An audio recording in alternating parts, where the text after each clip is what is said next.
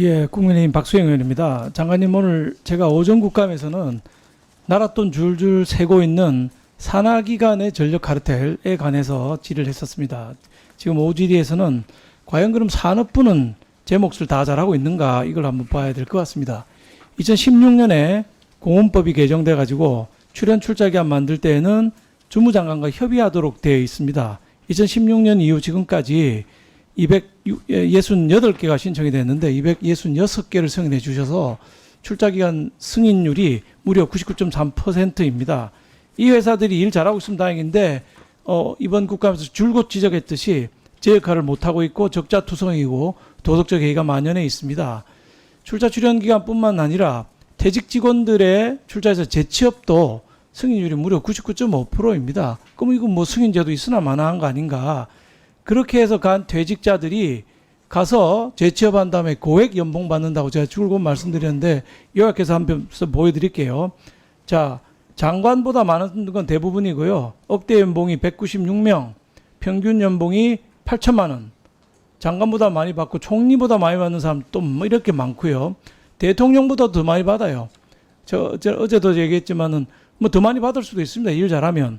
근데 일을 잘하는 것도 아니고 성과가 난 것도 아니고 기관이 잘 돌아가는 것도 아닌데 이렇게 많은 연봉을 챙겨간다는 것은 끼리끼리 봐주는 카르텔 아니냐 하는 합리적인 의심을 제가 지울 수가 없습니다. 퇴임하고 가서 이렇게 많이 받아갈 이유가 뭐가 있습니까? 자, 협의하고 있는데 협의 내용도 보시면은 산자부의 사전 협의가 완전히 형해화하고 있습니다. 새만금 육상태양강 3구역 SPG 지분 변동을 보시면은 정기위원회 양수인가 받을 때 중부발전이 29% 자기들 출자하겠다고 했거든요. 산업부 협의할 때는 50%로 늘어나요. 다시 한 달 뒤에 기재부 협의할 때는 중부발전은 50% 그대로지만 나머지 예산 또 왕창 바뀝니다. 그 다음에 지금은 또 중부발전은 41.07%고 또 기관들 싹 다 바뀌었습니다.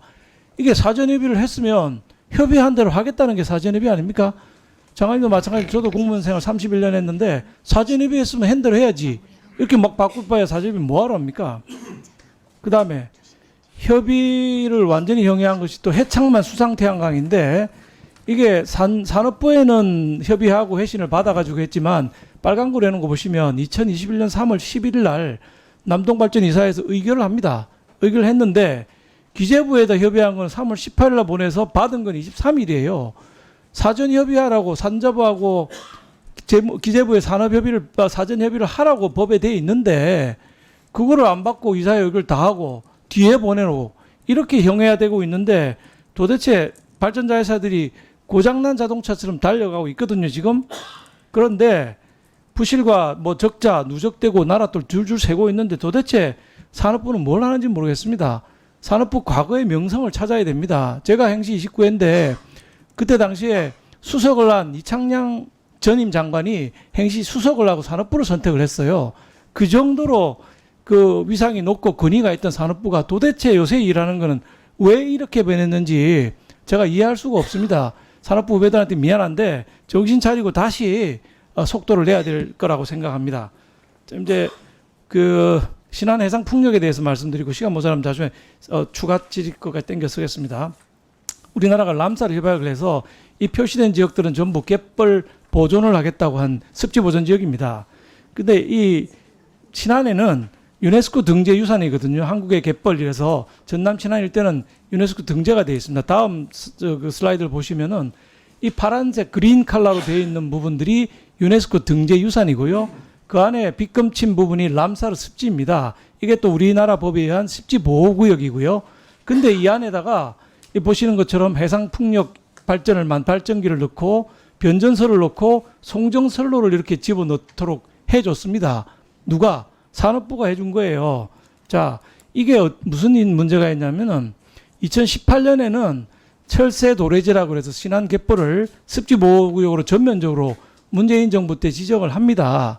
근데 2021년에 가서는 또 송전선로 설치 가능하도록 시행령을 개정하는데 그 친환경 에너지인 풍력 에너지 하겠다고 1분만 더 주십시오. 풍력 하겠다고 해놓고 친환경 갯벌을 훼손하고 있는 게 이게 문재인 정권 그 에너지 정책에 민낯인 겁니다. 이게 갯벌 다 없애면서 풍력하면 이게 친환경입니까? 자, 더 큰 문제는 이 허가해 준 것이 법률에 위배된다는 겁니다.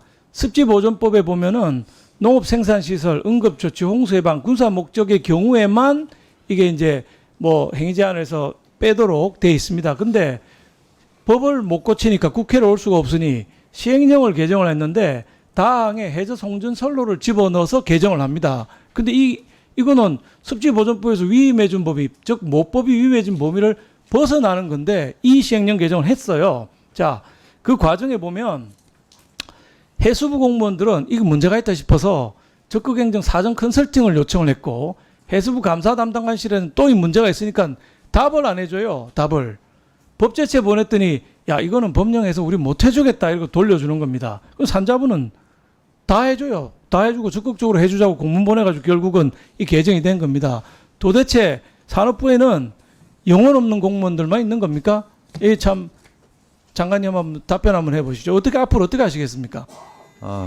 우선 그 출자회사 관리에 대해서 지적해 주신 데에 대해서 그 저희가 따갑게 질책을 받아들이고 대응책을 강구를 하도록 하겠습니다. 그리고 그 습지 보전법 관련된 거는 소관이 그 지금 해양수산부 소관으로 돼 있어서 해양수산부와 그 담당 쪽에 그 지금 지적하신 그런 문제점을 전달을 하도록 그렇게 합니다. 벌써 개정하고 공사 중입니다 지금. 왜 산업부가 그게 동의해 줬나 이거죠. 이사님.